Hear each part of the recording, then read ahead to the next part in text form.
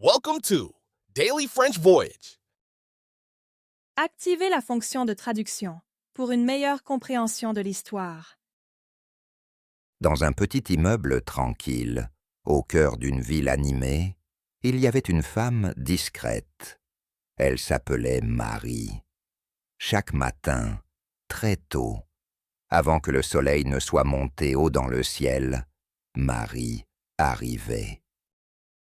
Elle portait un uniforme simple, bleu, et ses chaussures faisaient un petit bruit doux sur le carrelage propre. Marie était la femme de ménage de cet immeuble. Son travail était de nettoyer. Elle nettoyait les escaliers, les couloirs et les vitres. Elle ramassait les petites poussières et les feuilles mortes que le vent apportait parfois. Marie travaillait en silence.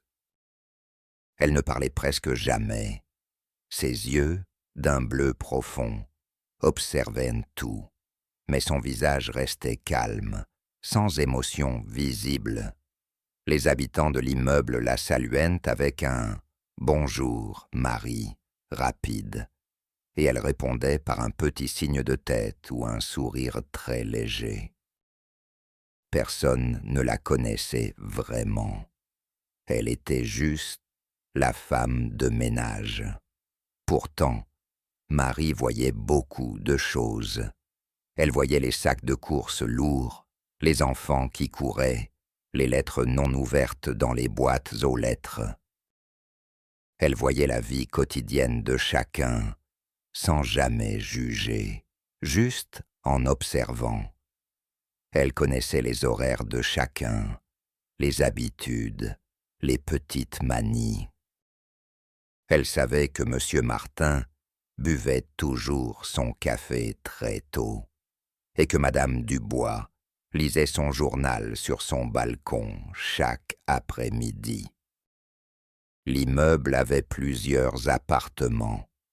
Au premier étage, Mme Dubois, une dame âgée, aimait les plantes. Ses fenêtres étaient toujours pleines de fleurs et de verdure. Au deuxième, M. Martin, un jeune homme, travaillait beaucoup. Il rentrait souvent tard et partait très tôt. Au troisième, la famille Dupont, avec 2 enfants, vivait une vie joyeuse et parfois bruyante. Leurs rires et leurs jeux résonnaient souvent dans l'escalier. Marie connaissait leurs habitudes. Elle savait quand ils partaient, quand ils revenaient.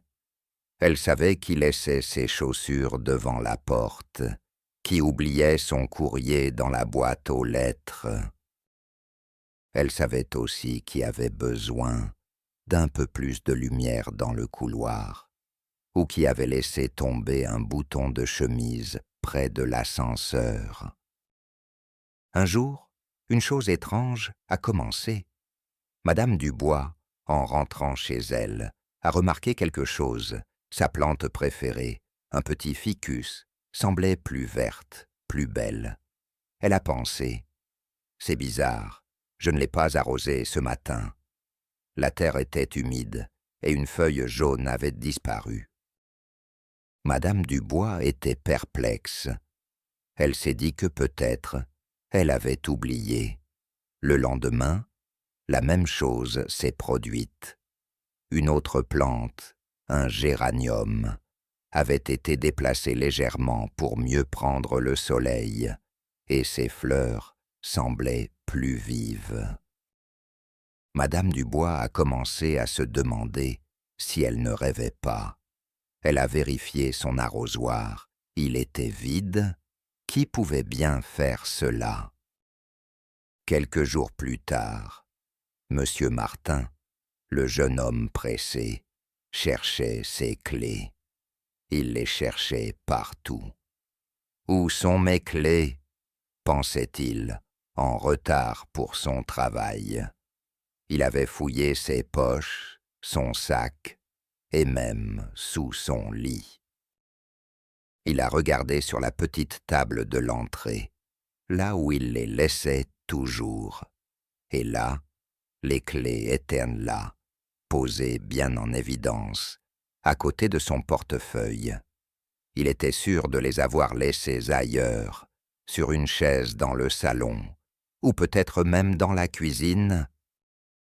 Il a haussé les épaules et est parti, un peu soulagé, mais aussi un peu troublé. Ce n'était pas la première fois qu'il retrouvait des objets égarés à leur place habituelle. Une fois, c'était son porte-monnaie. Une autre fois, ses lunettes de soleil. La famille Dupont aussi a commencé à remarquer des choses. Un soir, après une journée à l'école, les enfants avaient laissé leurs jouets partout dans le salon. Des voitures, des poupées, des blocs de construction couvraient le tapis. Le matin, avant de partir, Madame Dupont a vu que les jouets étaient rangés dans leur boîte.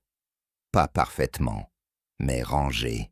« C'est étrange », a-t-elle dit à son mari. « Tu as rangé les jouets ?» Son mari a répondu « Non, pas moi. » Ils se sont regardés, un peu amusés, un peu curieux. Un autre jour, une pile de livres d'enfants, tombée de l'étagère, a été retrouvée soigneusement empilée sur la table basse. Les parents se demandaient si leurs enfants n'étaient pas devenus des magiciens la nuit. Ces petits changements se multipliaient. Un livre oublié sur le banc du couloir était retrouvé sur la petite étagère commune, non pas jeté, mais posé avec soin. Une ampoule grillée dans l'escalier, qui était restée éteinte pendant des jours, a été remplacée par une nouvelle, brillante. Des traces de chaussures sur le tapis de l'entrée disparaissaient plus vite que d'habitude. Même les petites toiles d'araignée dans les coins du plafond semblaient disparaître comme par magie. Les habitants ont commencé à en parler. Ils se rencontraient dans le hall, près des boîtes aux lettres, et chuchotaient. « Vous avez remarqué ?» a demandé Madame Dubois à Monsieur Martin un matin, près de la boîte aux lettres.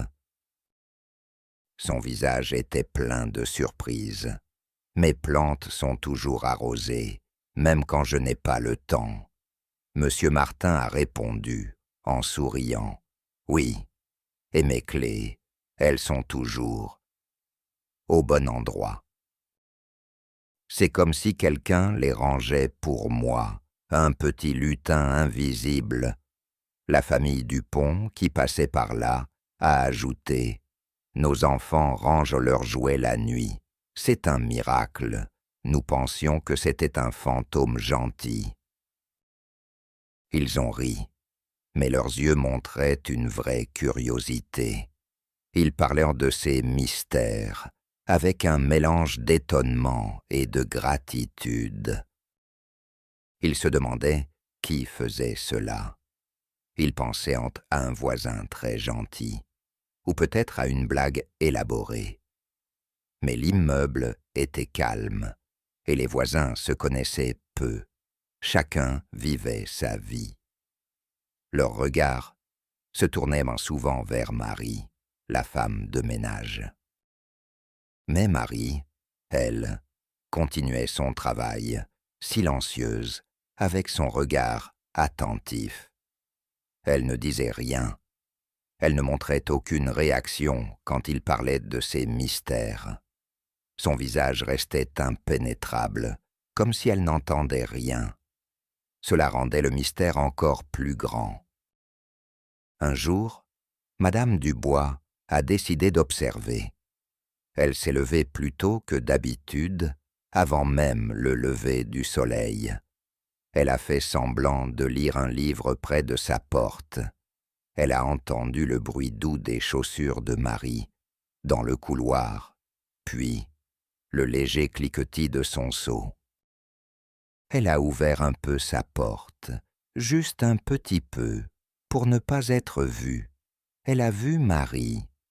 Marie nettoyait le sol avec application, puis elle s'est arrêtée devant la porte de Madame Dubois. Elle a regardé la plante. Elle a pris un petit arrosoir qu'elle portait toujours avec elle, et elle a arrosé la plante avec soin, vérifiant la terre du bout du doigt. Puis, elle a enlevé délicatement une feuille sèche et l'a jetée dans une petite poubelle. Madame Dubois a fermé sa porte doucement, le cœur rempli d'une chaleur inattendue. Elle avait compris. C'était Marie. Le même jour, Monsieur Martin a eu une idée. Il a laissé exprès ses clés sur une chaise dans le couloir, près de sa porte, bien en vue. Il les a laissées là toute la nuit. Le matin, il a ouvert sa porte avec une certaine excitation. Les clés n'étaient plus sur la chaise. Elles étaient sur la petite table de l'entrée, à leur place habituelle, comme par magie. Il a souri. Il savait maintenant. Il se sentait un peu bête de ne pas y avoir pensé plus tôt.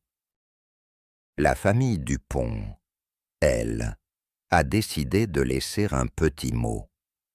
Sur la boîte à jouets, ils ont écrit avec de grosses lettres d'enfant. « Merci beaucoup pour votre aide. » Le lendemain, le mot était toujours là, mais les jouets étaient rangés. Et à côté du mot, il y avait un petit dessin d'une fleur, très simple, fait avec un crayon de couleur. C'était sûrement Marie, qui avait répondu à sa manière silencieuse. Les habitants ne disaient rien à Marie directement. Ils ne voulaient pas la mettre mal à l'aise ou la faire se sentir observée. Mais leur comportement a changé. Quand Marie passait, ils lui offraient un café chaud, un petit gâteau fait maison. « Marie, voulez-vous un café ? Il fait froid ce matin, » a dit Madame Dubois avec un grand sourire, un sourire plein de reconnaissance. Marie acceptait avec un petit hochement de tête et ses yeux bleus brillaient un peu plus, un éclat de joie silencieuse. Monsieur Martin lui laissait parfois une petite bouteille d'eau fraîche en été. La famille Dupont lui apportait des biscuits que les enfants avaient décorés. Un matin, il faisait très froid. Madame Dubois avait oublié son écharpe en laine sur le banc dans le couloir. Marie l'a vue. Elle l'a prise, l'a pliée soigneusement pour ne pas l'abîmer et l'a déposée sur la poignée de la porte de Madame Dubois. Plus tard, Madame Dubois a ouvert sa porte, a vu l'écharpe. Elle a compris la gentillesse de Marie, cette attention discrète qui rendait leur vie plus facile et plus agréable. Le mystère n'était plus un mystère.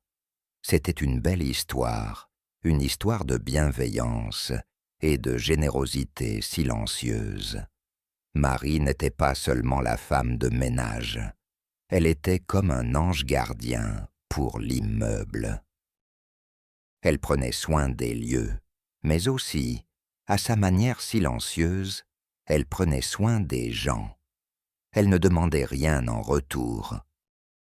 Elle faisait cela par gentillesse, par attention, par un désir simple de rendre le monde un peu meilleur autour d'elle. Elle aimait cet immeuble et ses habitants, et elle le montrait à sa façon. Un jour, une nouvelle voisine est arrivée. Elle s'appelait Sophie. Elle était jeune et un peu stressée par son déménagement. Ses cartons étaient partout dans l'appartement, et même un peu dans le couloir. Le premier matin, elle a vu Marie nettoyer le couloir avec une patience infinie. Sophie l'a saluée avec un sourire fatigué. Marie lui a fait un sourire plus grand que d'habitude, un sourire encourageant.